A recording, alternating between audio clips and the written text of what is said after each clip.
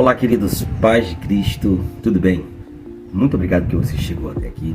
Isso demonstra que você tem um apreço pela palavra de Deus e deseja mais conhecimento para poder gerar edificação na sua vida. Eu quero pedir que você, antes de assistir esta mensagem, possa deixar o seu like, possa comentar o que essa mensagem surtiu de efeito na sua vida e compartilhar para os seus amigos. Isso me ajudará muito a continuar levando esta mensagem a outras pessoas. Faça isso e você estará abençoando a vida de muita gente. Agora se prepare, porque esta mensagem vai impactar a sua vida. Deus te abençoe. Meus queridos irmãos e irmãs, a paz do Senhor Jesus. Tem alguém feliz? Diga glória a Deus. Nós estamos mais uma vez diante do Senhor nosso Deus, neste culto de doutrina, onde o Senhor Deus nos dá mais uma vez a oportunidade de podermos estudar a sua palavra. Hoje nós vamos dar continuidade ao estudo expositivo da Epístola de João, a primeira epístola, e hoje é o capítulo de número 4. Quero convidá-los para que abra a Bíblia, primeira epístola de João, capítulo 4. Nós vamos ler os três primeiros versículos, do 1 ao 3. Porém, toda a nossa reflexão se dará no capítulo inteiro. Versículo por versículo estaremos fazendo as análises conforme o Espírito Santo nos concede que façamos. 1 João capítulo 4, versículos 1 a 3. Quem encontrou, diga amém. Amados, não creiam em qualquer espírito, mas examinem os espíritos para ver se eles procedem de Deus, porque muitos falsos profetas têm saído pelo mundo. Vocês podem reconhecer o Espírito de Deus deste modo: todo espírito que confessa que Jesus Cristo veio em carne procede de Deus, mas todo espírito que não confessa Jesus não procede de Deus. Esse é o espírito do anticristo, acerca do qual vocês ouviram que está vindo e agora já está no mundo. Amém. Até o versículo de número 3.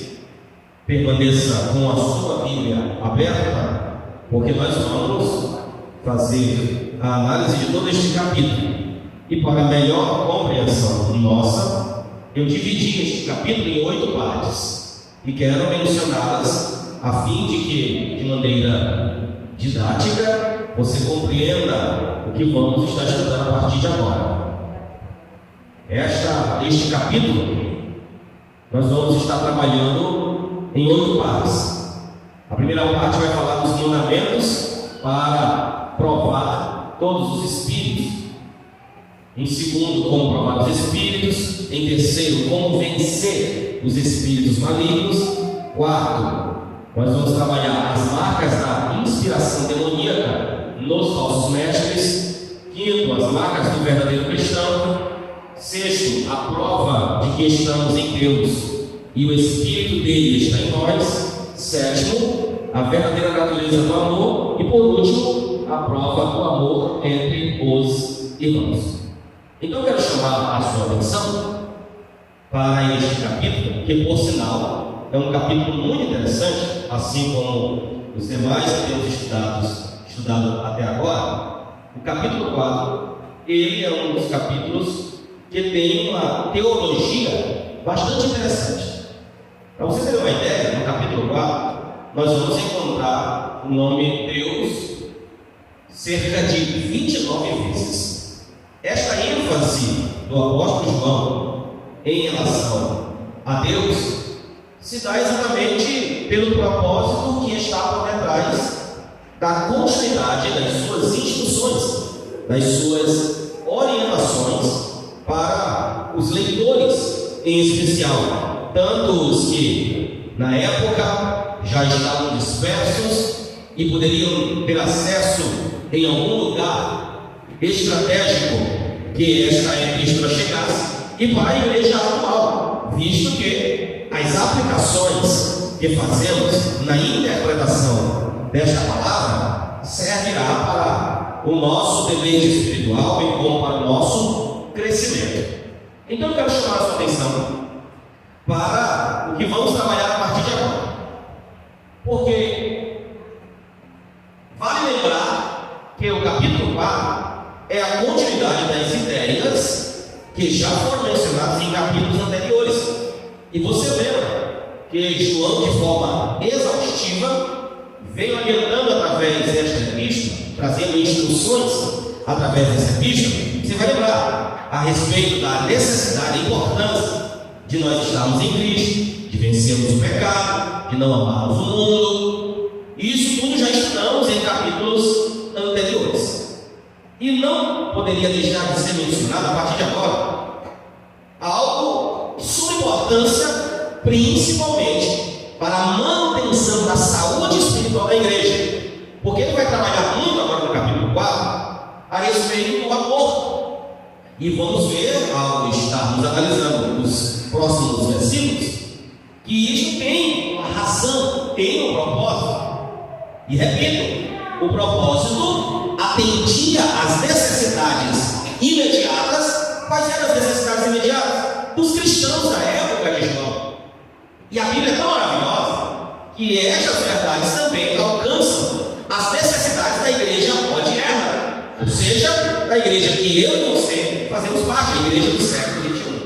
Aí está a veracidade, o poder, algo extraordinário que encontramos na palavra de Deus, que ela resolve problemas no contexto histórico, geográfico, político e religioso da época, e ainda ela perpassa as gerações, as eras, os milênios, chega até a realidade da igreja que eu e você fazemos parte. E você vai entender isso na prática, até porque o capítulo 4 você vai perceber que é muito prático.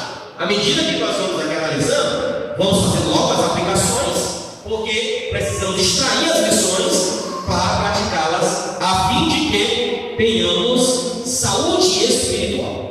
Então ele começa o capítulo 4 fazendo uma apologia a respeito da necessidade de provarmos os Espíritos. Percebam bem, nunca foi tão importante, tão urgente. Aliás, eu diria que deveríamos novamente iniciar uma busca incansável pelo dom de discernimento de espíritos, listado pelo apóstolo Paulo, 1 Coríntios capítulo 12. Por quê? Exatamente pela proposta que João vai falar a partir de agora. O que ele diz no versículo 1? Você leu comigo? Meus irmãos, não creiam em qualquer espírito, mas examinem os espíritos para saber se eles procedem de Deus. Olha o meu alerta que ele diz: porque existem muitos falsos profetas aí no meio do mundo. Preste atenção no que eu vou dizer. Hoje nós estamos enfrentando uma crise doutrinária. Por quê? Porque hoje, tanto os que estão dentro da igreja como os que estão fora da igreja parecem estar, todos, alguns, desnorteados.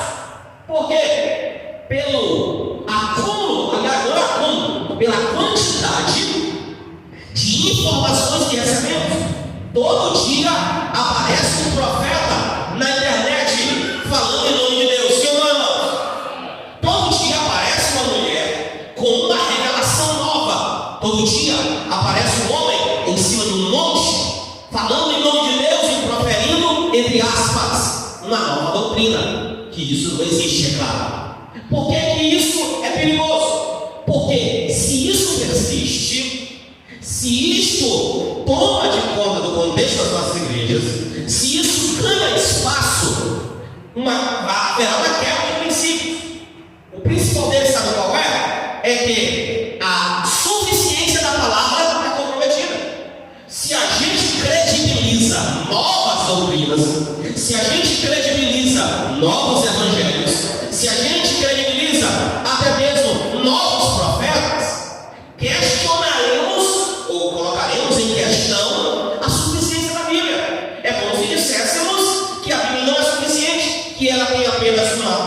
de um conteúdo para a minha vida, para a minha edificação. E não, a Bíblia, se você estuda a bibliologia, você vai descobrir que a Bíblia ela é inerrante, não tem erro, infalível, não tem falha, imutável, ela não muda, e ela é suficiente. Bendito seja o nome do Senhor para sempre. Quando dizemos que a Bíblia é suficiente, estamos dizendo o seguinte: que ela tem tudo o que eu e você precisamos para viver uma vida equilibrada aqui na terra e ainda chegarmos no céu de glória. Bendito seja o Senhor. Mas o alerta de João é: não acredite em todo espírito. Por quê? Porque existem muitos falsos profetas. Presta atenção, João está falando isso em meados do ano 70 depois de Jesus. No início da primeira era, já haviam falsos profetas no nascedouro da igreja, nos primórdios, bem no começo, após a inauguração da igreja, já tinha homens malignos proferindo doutrinas, e algumas delas, Paulo vai falar até para Timóteo, doutrinas até de demônios. E hoje, irmãos, muito mais. Precisaria de um culto inteiro para falarmos aqui de falsas doutrinas ou de heresias, de seitas que estão propagando estas heresias. Então, qual é a primeira coisa que a gente chama atenção? Para a igreja verdadeira, igreja genuína, o crente autêntico, ele está dizendo: não acredite em qualquer espírito, porque muitos desses espíritos não procedem de Deus. Por que não procedem? Porque existem muitos falsos profetas. Eu vi hoje o pastor Josué Brandão falando que uma igreja sadia é uma igreja que ainda respeita, ouve e atende a voz e a unção do seu líder, Deus seja o nome do Senhor. Porque vão aparecer por aí. E você sabe que as pessoas têm a facilidade de acreditar em qualquer coisa que aparece em nome de Deus. E tenhamos cuidado. Olha o que ele vai começar a dizer. A partir do versículo 2 e 3, ele vai nos ensinar. Como é que eu faço isso? Eu já sei que eu tenho que ter cuidado, examinar, prestar atenção, porque existem por aí falsos profetas. Aí você vai perguntar: pastor, como é que eu vou identificá-los? Leia comigo aí o versículo 2 e 3, acompanha a leitura. Vocês podem reconhecer o Espírito de Deus deste modo. De que maneira? Todo espírito que confessa Jesus Cristo, que Jesus Cristo veio e cai, procede de Deus. Versículo 3. Mas todo espírito que não confessa que Jesus não procede de Deus, esse é o espírito do anticristo, acerca do qual vocês já ouviram que está vindo e agora já está no mundo. Pronto, João está ensinando. Como é que eu vou identificar que o espírito que está usando o falso profeta não procede de Deus? É muito simples. Quem está cheio de Deus, quem está cheio da presença de Deus, o profeta que está ungido por Deus e que está falando em nome de Deus, ele jamais vai questionar o senhorio e o poder do Senhor Jesus Cristo. Bendito seja o nome do Senhor. Você já viu isso por aí? E muito. Falsos profetas questionando a divindade e a humanidade de Jesus. Quando você estuda cristologia, você vai descobrir, vai ser muito falado a respeito do gnosticismo, que nega a divindade de Jesus e que em alguns momentos questiona até a humanidade dele. Então, espíritos que não confessam Jesus ou não glorificam a Jesus, pronto, esse deve ser descartado por mim e por você. Quem entendeu, diga glória a Deus.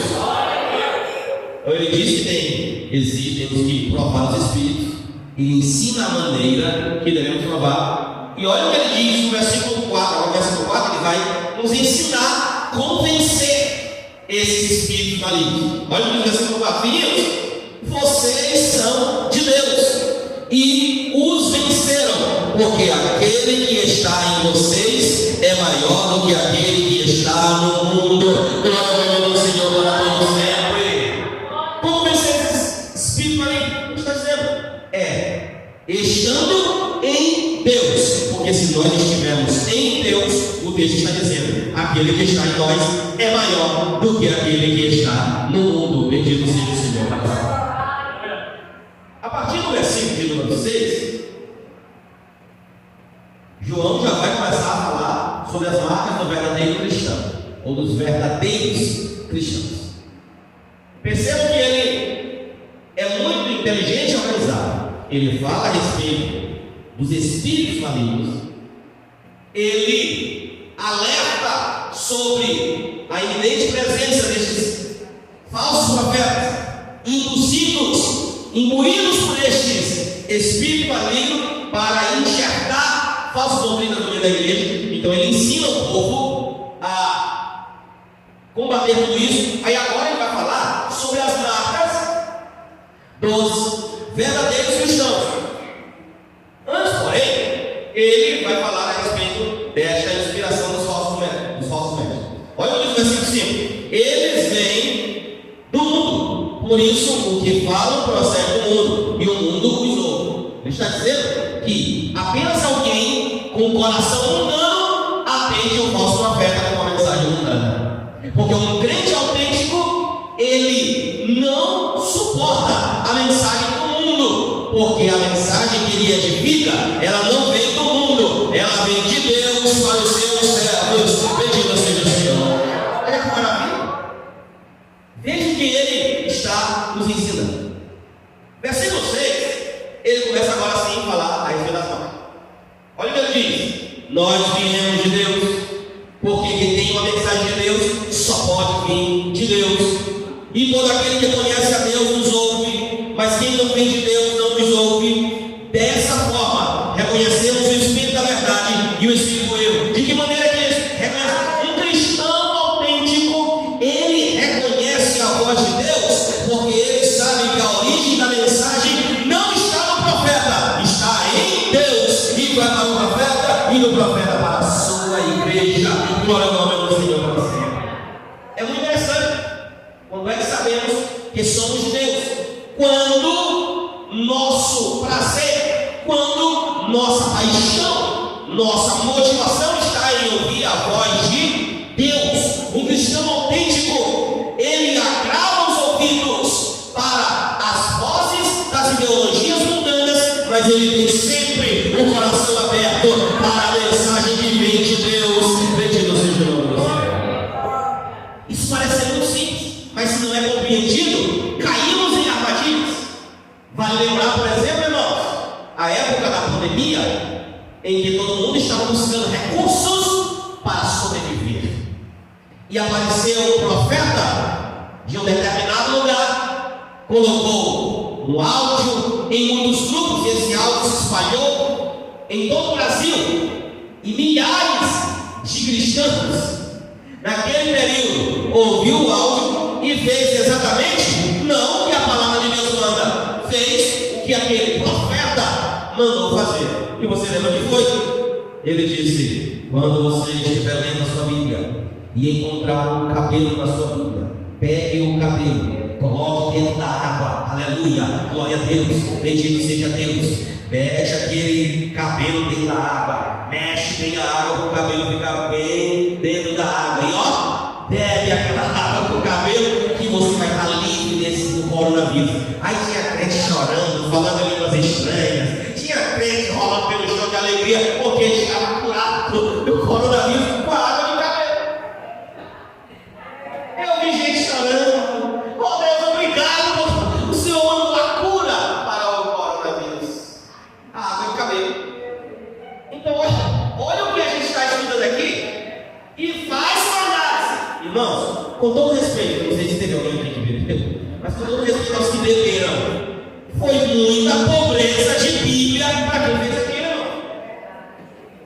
Eu estou sendo muito honesto, porque crente que conhece a palavra de Deus, ele não depende de água no cabelo, ele não depende de comprimido colocado do lado ao avesso, ele não depende nem mesmo da vacina, porque ele sabe que a vida dele está nas mãos de Deus. Isso não está ensinando aqui, irmão. Quem está ensinando? Quem é de Deus ouve a voz do profeta do WhatsApp. É assim que está no texto? Quem é de Deus ouve a palavra de Deus. Aí a gente tem que dar uma chicotada em quem não gosta de culto de doutrina. E aqui, né, mano? E aqui a gente tem que dar uma chicotada em quem não gosta de culto de doutrina. Porque aqui a gente está estudando a palavra, aprendendo a palavra, para pegar a palavra, colocar no coração, para quando chegar esses falsos profetas, a gente aponta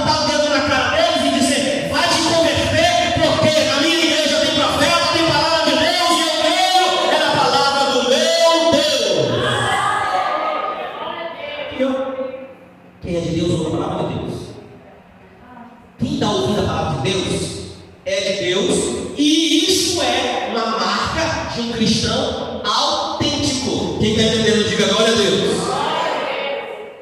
E o cristão autêntico tem duas coisas na sua vida. Primeiro, olha o versículo 7: amados, amemos uns aos outros, pois o amor procede de Deus. Aquele que ama é nascido de Deus e conhece a Deus. Bendito seja o Senhor. Então, como eu entendo que esta marca está em mim? É quando eu verdadeiramente nasci de novo. Glória ao nome do Senhor para sempre. Pastor, e o que é esse nascer de novo? É aquele que Jesus falou para Nicodemos. E Nicodemos era doutor da lei e não entendeu absolutamente nada. Por quê? Porque ele estava acostumado só com a letra e não tinha intimidade com Deus. Nascer de novo é quando nós morremos para uma realidade mundana e nascemos para viver segundo a vontade de nosso Deus. E ele diz aqui que quem nasceu de novo conhece a Deus. Qual é a outra marca do verdadeiro cristão? Versículos 9 e 10, olha o que ele diz, acompanhe comigo. Foi assim que Deus manifestou o seu amor entre nós. Enviou seu Filho unigênito ao mundo para que pudéssemos viver por meio dele. Nisto consiste o amor. Em quê? Não em que nós tenhamos amado a Deus, mas em que Ele nos amou e enviou o seu Filho como propiciação pelos nossos pecados. O que ele está dizendo? Que um cristão autêntico, ele desfruta deste grande amor de Deus por intermédio de Jesus Cristo. A igreja é movida pelo amor. É por isso que se tirar o amor, Paulo diz lá em 1 Coríntios, Paulo diz que ainda que a gente fale a língua dos anjos, se não tiver amor, de nada. Se eu pegar todos os meus tesouros, recursos e dar aos pobres, mas se isso não for movido pelo amor, nada vale. A igreja disso é perda de tempo. A igreja é movida pelo amor. Se quer ver uma igreja estagnar, é uma igreja que perde o amor. É uma igreja que perde o amor pela obra, é a igreja que perde o amor pelos outros, é a igreja que perde o amor pelas almas, é a igreja que perde o amor pelo templo, é a igreja que perde o amor pela palavra, a igreja que perde o amor pela oração. Se tirar o amor da igreja, irmão, nos tornaremos religiosos. Agora, a igreja que no centro da sua existencialidade, ela é movida, regida pelo amor, ela cresce, ela desenvolve, e o nome do Senhor é glorificado. A igreja é movida pelo amor. É o que Jesus está dizendo aqui. O cristão autêntico, ele desfruta deste amor. Mas se não tiver amor no meu coração, está na hora de começar a fazer uma limpeza. Por quê? Você vai concordar comigo. Se não tiver amor, significa dizer que existe espaço para um outro sentimento. Não é assim? Então, se não tem amor, então está ocupando o nosso coração. É qualquer outra coisa. Simpatia, queridismo e outras coisas que não fortalecem a igreja. Porque o que fortalece os nossos laços, o que fortalece o nosso trabalho e glorifica a Deus é quando a igreja vive em amor. Bendito seja o nome do Senhor.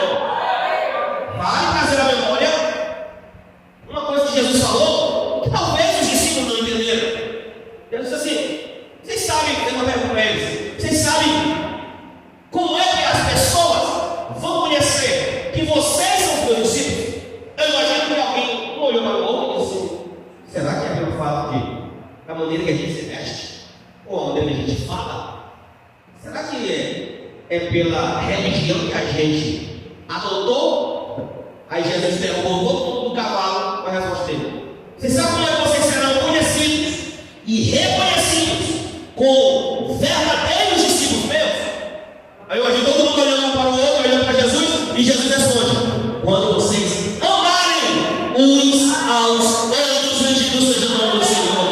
A marca da Assembleia de Deus, ou de qualquer igreja que se diga evangélica e que crê que vai para o céu, não é a sua placa denominacional, não é o seu estilo de vestimenta, e não pode o seu modo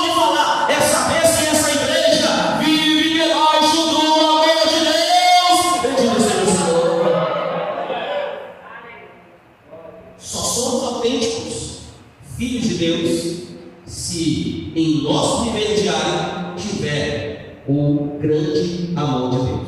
E você vai entender por que isso é tão importante. Lá no finalzinho deste capítulo ele vai explicar por que isso é importante. A partir do versículo de número 11, João vai começar a trabalhar a respeito, na verdade, do 11 e 17. A prova de que estamos em Deus e o Espírito dele está em nós. Preste atenção. Alguns meses atrás, eu dei um estudo aqui, eu falei essa diferença. Está na igreja e está em Cristo. Quem esteve nesse estudo lembra que eu expliquei isso muito bem. Vai entender melhor agora a partir do que nós vamos estar ministrando. Do versículo 11 ao versículo 17, João vai ensinar o que é que significa estar em Deus e o Espírito dele está em nós. Você vai entender. Eu vou ler do 11 ao 17, aí depois a gente vai explicando. Acompanhe comigo aí, por favor. Do 11 ao 17. Amados, visto que Deus assim nos amou, nós também devemos amar uns aos outros. Ninguém jamais viu a Deus. Se amarmos uns aos outros, Deus permanece em nós e o seu amor está aperfeiçoado em nós. Sabemos que permanecemos nele e ele em nós, porque ele nos deu o seu Espírito. E vimos, testemunhamos, que o Pai enviou o seu Filho para ser salvador do mundo. Se alguém confessa publicamente que Jesus é o Filho de Deus, Deus permanece nele e ele em Deus. Assim conhecemos o amor que Deus tem por nós e confiamos nesse amor. Deus é amor. Aquele que permanece no amor permanece em Deus e Deus nele. Dessa forma, o amor está aperfeiçoado entre nós, para que no dia do juízo tenhamos confiança, porque neste mundo somos como Ele. Até o versículo 17. Você percebeu que por 3 vezes João está falando a respeito de estar em Deus e o Espírito de Deus está em nós. A pergunta que eu faço é essa: o que ele colocou como principal razão, motivo ou principal destaque para nos explicar a respeito de estarmos em Deus e o Espírito dele está em nós? O que ele colocou? Você leu atentamente ou ouviu atentamente? O que ele colocou como primordial? Foi o que, irmãos? O amor. Muito simples. Muito simples. Quer saber se nós estamos em Deus e Ele em nós? É se nós tivermos na nossa prática diária o amor. Aí eu sei que talvez alguém pode chegar e dizer assim: pastor, mas é muito difícil amar. Concordo. Não, porque Jesus, ele ensinou bastante sobre a necessidade de amar, e o amor está entre os principais novos mandamentos que Deus deixou para a sua igreja. Vamos ao problema? Primeiro, amar a Deus sobre todas as coisas, e segundo, amar o próximo como assim? Não é à toa que o apóstolo Paulo, ele reserva um capítulo inteiro para falar só sobre o amor. Não é à toa que João, que andou muito com Jesus, está aqui um capítulo quase inteiro falando sobre o amor. Por que ele bateu bastante nessa tecla? Porque Deus nos conhece. Deus sabia e sabe que o ser humano tem dificuldade de amar. Nós temos o espírito do fariseu em nós e às vezes não queremos reconhecer. Você quer saber qual é o espírito do fariseu? Eles chegaram para Jesus e quiseram questionar algumas atitudes de Jesus. Aí Jesus olhou para eles assim: se vocês amam somente aqueles que gostam de vocês, vocês não estão fazendo nada. Olha aí. Porque é fácil eu selecionar os irmãos e as irmãs que gostam de mim e dizer para eles: eu amo vocês. Mas Jesus, ele disse que a gente tem que amar alguns, ou nós temos que amar a todos? É por isso que é difícil. Porque a gente tem que amar quem critica da gente. A gente tem que amar quem ironiza a gente, quem não acredita na gente, quem às vezes até afronta a gente. Eu contei aqui uma vez e vale contar agora novamente, que pela força da inveja ou por outras razões, certa vez um diácono da igreja me agrediu fisicamente, literalmente, em uma confraternização, ironicamente, né? Em uma confraternização eu fui agredido por um diácono da igreja. Algo que era para ser um momento de comunhão, alegria e também até descontração. Em um dado momento eu não sabia que ele guardava rancor de mim Eu não sabia. Simplesmente, ele aproveitou de uma circunstância e veio para cima de mim e deu um soco no meu peito. Assim, ficou até uns 2 dias dolorido. E a pergunta é essa: o que move o coração de uma pessoa para tal atitude? É a falta de amor. Porque eu nunca havia agredido ele, nem verbalmente, nem fisicamente. Nunca havia agravado a ele, nem nada. Pelo contrário, quando ele era dirigente de uma congregação, algumas vezes até foi pregado na igreja que ele era dirigente. Nunca tive nenhum problema com ele. Aí, de repente, acontece isso. Aí o que a gente é levado a refletir? Aonde está o amor? Porque mesmo que houvesse algumas coisas que alimentassem nele o desejo de fazer aquilo, como um crente em Jesus, conhecedor da palavra, qual é a atitude mais correta? Chegar lá, pedir perdão, ou conversar, ou fazer alguma coisa, não agressão. Lembra que eu disse? Se tirar o amor da igreja, a igreja fica religiosa e começa a se comprometer, a ter as suas atitudes comprometidas, e nada vai glorificar a Deus. Agora, quando estamos em Deus, como Jesus disse, e se estivermos nele, a palavra dele em nós, aí a coisa muda. O que João está dizendo: nós precisamos estar em Deus e ele deve estar em nós. Quando é que nós entendemos que isso acontece? Quando o verdadeiro amor está derramado em nossos corações, pedindo seja o nome do Senhor. Então nós devemos amar todos. Pastor, mas é difícil. Mas você sabe o que significa amar ao próximo como a si mesmo? Eu já falei aqui, vou repetir. Amar ao próximo como a si mesmo é suportar as diferenças. Nós não somos iguais. Tem coisas em mim que não agradam talvez a alguém, e tem coisas em alguém que talvez não agrada a mim. Agora, isso não é motivo para nos tornar inimigos. É um problema. Não é. O fato de você não pensar como eu penso e não ter as mesmas motivações que as minhas, não nos torna inimigos. Aliás, essas diferenças é que fazem com que nós tenhamos bons relacionamentos. Porque você comunga de alguma coisa que talvez eu não comungue, aí você vai me motivar, me influenciar a acreditar no que você acredita, e isso vai gerar um novo relacionamento, e vamos caminhar juntos. Bendito seja o nome do Senhor. E isso só é possível se estiver movido pelo amor de Deus. Não tem para onde correr, irmãos. A verdadeira igreja, o verdadeiro cristão, ele deve ter no seu viver diário uma desenvoltura do amor. E alguém disse assim: pastor, é muito difícil. Eu vou concordar, mas eu também vou lhe dizer, mas não é impossível. Jesus, ele nos amou primeiro. Quando a gente diz que ama ele, saiba de uma coisa: ele primeiro nos amou. No versículo 18 ele vai falar, o apóstolo João, sobre a verdadeira natureza do amor. Olha o que diz, versículo 18: no amor não há medo, ao contrário, o perfeito amor expulsa o medo, porque o medo supõe castigo. Aquele que tem medo não está aperfeiçoado no amor. Ele está falando da natureza do amor. No versículo 19 ao 21, ele vai falar sobre, novamente, a prova do amor entre os irmãos. E olha o que ele diz. Vamos ver. Versículo 19 ao 21, para encerrar. Nós amamos porque ele nos amou primeiro. Se alguém afirmar, eu amo a Deus, mas odiar seu irmão, é mentiroso. Olha aí. Pois quem não ama seu irmão, a quem vê, não pode amar a Deus. A quem não vê, ele nos deu este mandamento: quem ama a Deus, ame também o seu irmão. Bendito seja o nome do Senhor. Para interagir, olha para quem está ao seu lado, pergunta assim para ele ou para ela: você ama a Deus? Mais forte, pergunta: você ama a Deus? Agora dá um sorriso para ele, dá um sorriso para ela. Sorri e diga assim: então você também tem que me amar. É o que o texto está dizendo. Dizer que ama o irmão, ama a Deus, que não vê. E já sabe o restante aí, né? O que o texto está dizendo. Nós temos que amar uns aos outros.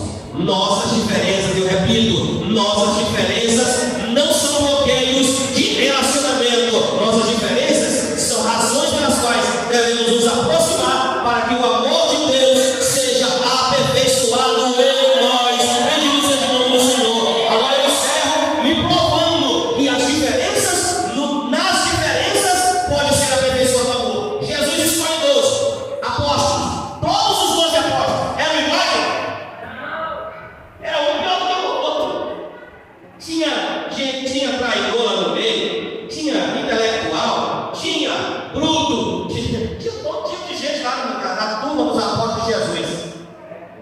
E Jesus escolheu porque tu te amava a Ele?